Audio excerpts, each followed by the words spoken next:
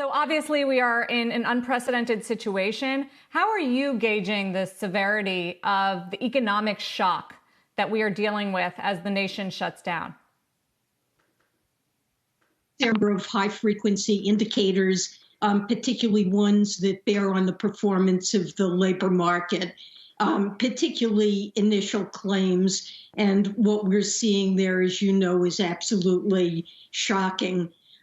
Probably now, if we had a timely unemployment statistic, the unemployment rate would probably be up to 12 or 13% at this point and moving higher. So other sectoral indicators, daily credit card data, other data that we have just show a dramatic decline in economic activity.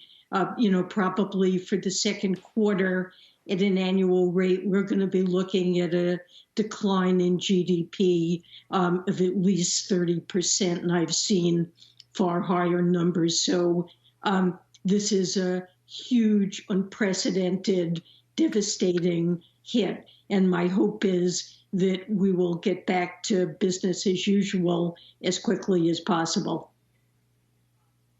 On the jobs numbers in particular, I mean, you called it shocking, absolutely, to see almost 10 million unemployment claims in 2 weeks. How bad do you think those numbers could get in this country? Well, I think the toll is continuing to rise, and how bad it gets, I think it really depends on how quickly people can get back to business. My own thinking is that our focus needs to be at this point on testing and trying to get the pandemic under enough control so that we can begin to restore business activity.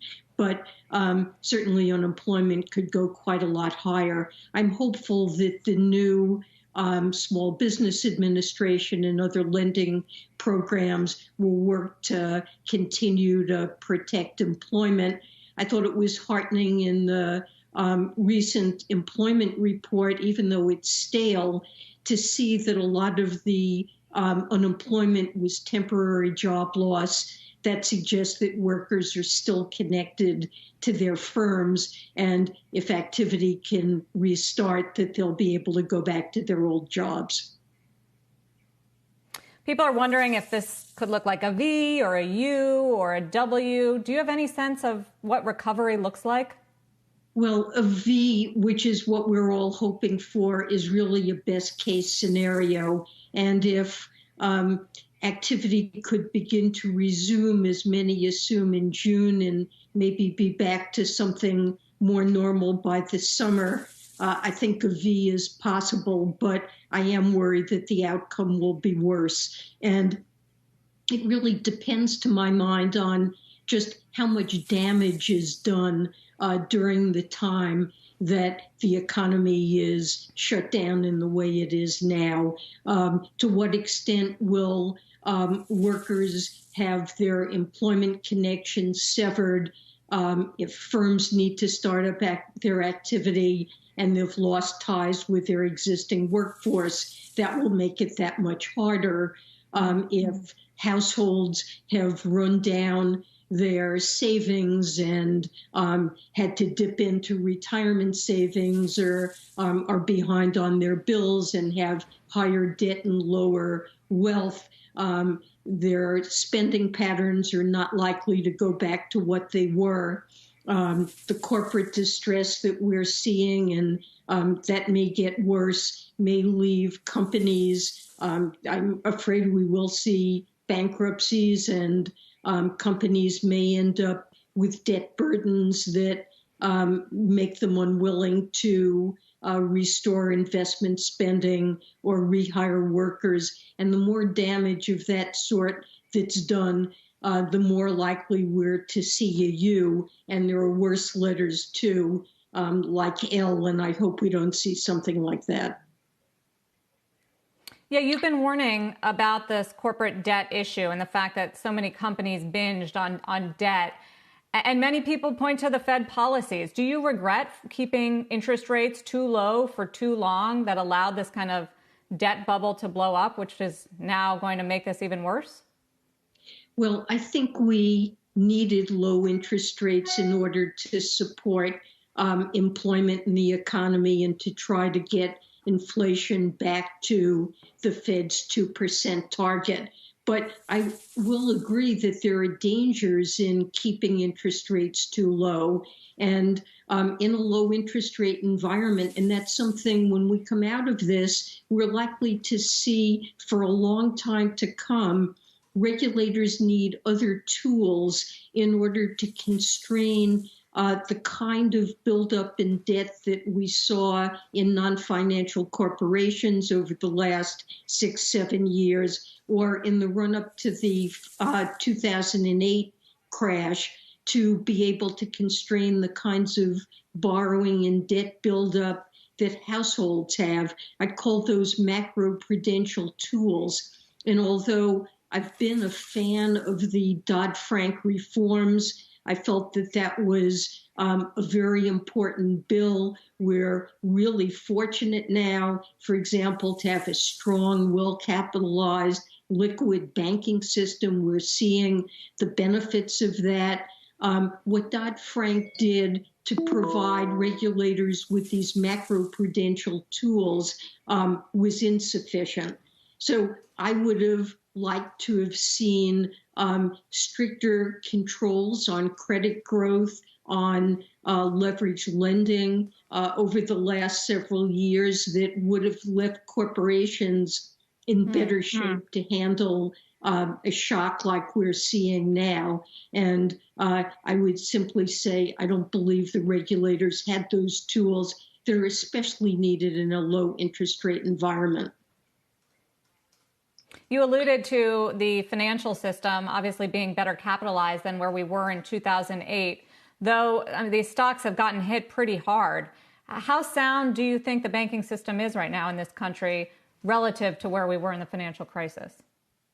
Well, I think the banking system is much better capitalized, has much better liquidity, is doing a much better job of understanding the risks that they're subject to. I think stress testing has been a tremendously important innovation. But there will be a lot of stress on banks. And many people feel that what we're seeing in the economy now, especially if we're not able to restart activity soon, is about as severe a shock to the banking system, to the economy, as the severely adverse scenario in last year's stress test. And so, look, if this lasts long enough, eventually the losses that banks will realize, plus just the fact that we're in a low interest rate environment that hurts bank earnings, eventually there will be a toll on the banking system as well. So I think what's essential is to do the testing and put in place the public health things that we need. In the meantime, should the Fed make the banks suspend their dividend payouts to preserve capital, or would that send an alarming signal about bank solvency? Well, I would be in favor of asking the banks to suspend dividends and stock buybacks. I know that many of the largest banks have said that they would suspend stock buybacks. Banks tend to be very reluctant to stop dividends and stock buybacks because they worry that it will make them look as though they're vulnerable, and that there's a reason that they have stopped dividends, that they see that they have difficulties. But if the regulators ask them to do that on the grounds that we need a banking system that's able to meet the credit needs of the economy, and we don't know how severe or long-lasting this pandemic will be, I think that's a different situation. And the way I look at it, if things go well the banks will be able to pay those dividends or do the stock buybacks later. And what's critical is they be able to meet the credit needs of the economy. Yeah, I think that the bankers would disagree with you on that point. A number of them have said recently on our air that they will not be suspending dividends. They're in an entirely different shape than the European banks, and that they feel relatively confident at this point that they can ride things out. I know I've heard that. I mean, I still think it would be a better idea to do so. Yeah. So obviously the Fed has done a lot in the last few weeks. Zero rates, open-ended quantitative easing, intervened to steady markets like the credit market and the muni market and the mortgage market. What is there anything else the Fed should be doing right now, in your view? Well, it's really impressive. The Fed has acted aggressively, quickly. They've absolutely pulled out all the stops. And I think with the additional resources that the CARES Act provides to provide equity for them to scale up their lending programs, they now have in place all of the facilities or almost all of the facilities that they'll need to provide massive support to the economy to keep credit flowing. We don't yet know the details of the Main Street lending program. That could be very important. It's a brand new program they have no experience with and need to figure out how to run that. There are a variety of possibilities, but with the new corporate lending programs, the primary credit facility, the secondary credit facility that's half, as you said, they've cut interest rates to essentially zero and are doing unlimited QE and interventions in the repo market. They're providing massive support to financial markets and in turn to the economy. What about something like buying stocks? Do you think the Fed should be considering that? And if not now, what would it take to get to that point? Well, the Fed is not legally allowed to buy stocks. The Fed is restricted to buying government debt and agency debt that has government backing. And it would be a substantial change to give the Federal Reserve the ability to buy stock. But it is something that's done in a number of other countries, including Japan. I frankly don't think it's necessary at this point. I think intervention to support the credit markets is more important. But longer term, I think it wouldn't be a bad thing for Congress to reconsider the powers that the Fed has. The Fed's powers are, with respect to assets it can own, is far more restricted than most other central banks. And even with respect to owning corporate debt, the Fed's not allowed to directly own corporate debt, and most other central banks are. Yeah, I was just going to ask, I mean, if one of the goals is to stabilize the credit market, well, what about buying junk bonds? Is that something the Fed should be looking to get the authority to do? Well, I think that's something, given the resources that they now have, that they need to think about carefully working with Treasury to decide if that's appropriate. I think their priority should be to start up the Main Street lending program and get these corporate facilities working. There are issues about what the potential losses would be if they move beyond investment grade bonds and corporations, but it's something that, if this lasts a long time, is worth thinking through carefully. While we're talking about policy support, you mentioned the CARES Act. I think you praised it. What else should Congress be doing? And if you were still advising the president, I know you did in the Clinton White House, what would you be telling him as far as stimulus and just how long the government can really keep the economy and workers on this life support? Well, I think it's absolutely essential for the government to protect workers, ideally to keep them attached to the jobs that they have, so the economy can more easily begin again when the lockdown period ends. But to support the income of vulnerable workers and households and small businesses. So I think that needs to keep going.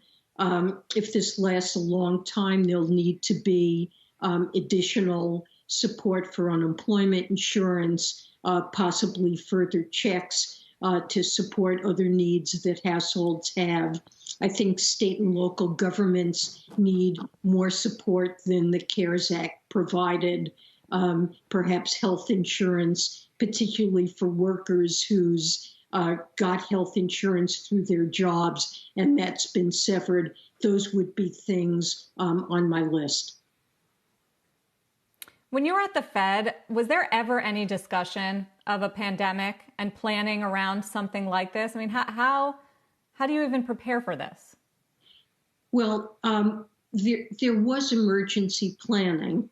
When I was at the San Francisco Fed, we did tabletop exercises about how we would respond in the event of a variety of earthquakes or tsunamis or health emergencies. But I don't know that the Fed has ever done anything on this scale. But certainly, the Fed has taken very seriously the lessons learned from the financial crisis.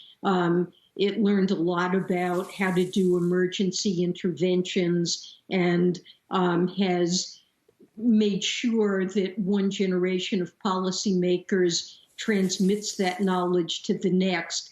And I think we're seeing the benefit of that now, that the Fed has been able to quickly restart facilities where there was a huge learning curve during the 2008 crisis. I think people would be interested to know how you are managing, how you're, what you're doing on a daily basis, and whether you advise and speak to the current chair, Powell.